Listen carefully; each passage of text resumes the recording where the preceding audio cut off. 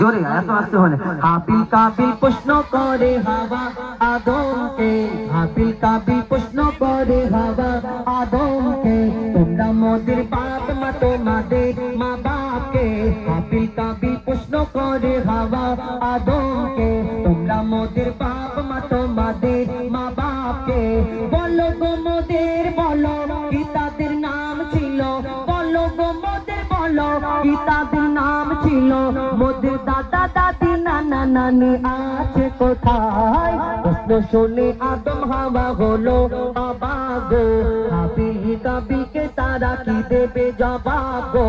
দুজনে আল্লাহ বলে সিজদাতে যায় চলে, দুজনে আল্লাহ বলে সিজদাতে যায় চলে। বলে মাসুম ছেলে মোদের কাছে একই জানতে চায়। হাবিল কাবিল প্রশ্ন করে হাওয়া, তোমরা মোদের বাপ মা তোমাদের। হাবিল কাবিল প্রশ্ন করে হাওয়া আদমকে, তোমরা মোদের বাপ মা তোমাদের মা বাপকে। আদম কি উত্তর দেয় কবি ছন্দের মাধ্যমে লিখছে দেখুন।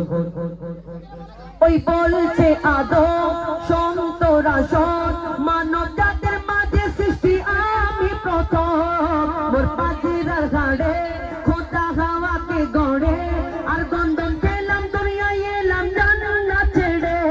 মোদের কেউ জন্ম দেয়নি মোরা মায়েরই দুধ খাইনি, মোদের কেউ জন্ম দেয়নি মোরা মায়েরই দুধ খাইনি। পাইনি মোরা মা বাপের ভালোবাসা, মোদের নেই বাপ মা মোরা এতিম দুজনা। মা বাপ কি মোদের জানা হলো না, দুজনে এতিম মিসকিন নেই মোদের মা বাপেরই, দুজনে এতিম মিসকিন নেই মোদের মা বাপেরই। তাই মানব জাতির পিতা মাতা মোরা দুজনা। হাবিল কাবিল প্রশ্ন করে হাওয়া, তোমরা মোদের বাপ মা তোমাদের মা বাপকে। হাবিল কাবিল প্রশ্ন করে হাওয়া,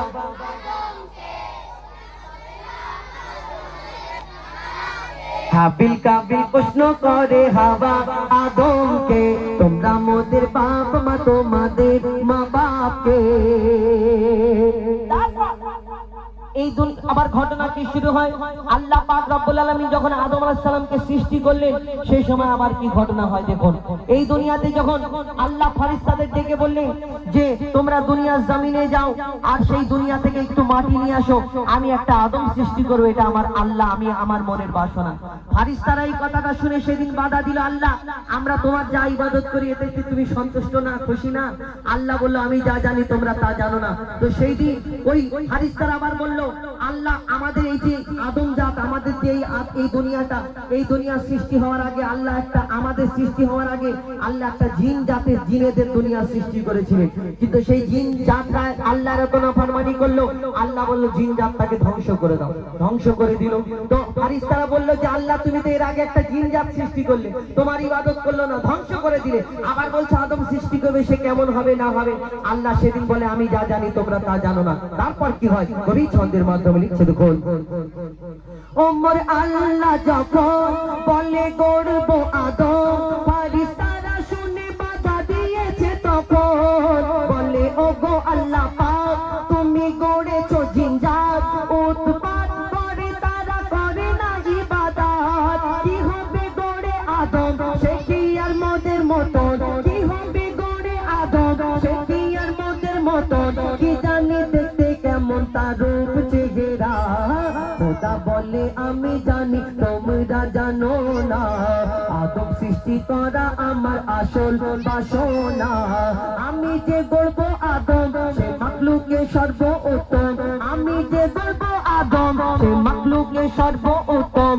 আমি নিজের সেরা সৃষ্টি দেখবো আদম চেহারা। হাবিল কাবিল প্রশ্ন করে হাওয়া, তোমরা মোদের বাপ মা তোমাদের।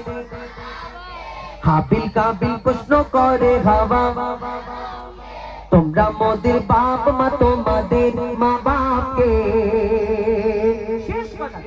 আল্লাহ যখন আদম নবীর দেহটাকে সৃষ্টি করলেন মাটি দিয়ে, আবার ফেরেশতাদের ডাকলেন, আমার ফেরেশতারা তোমরা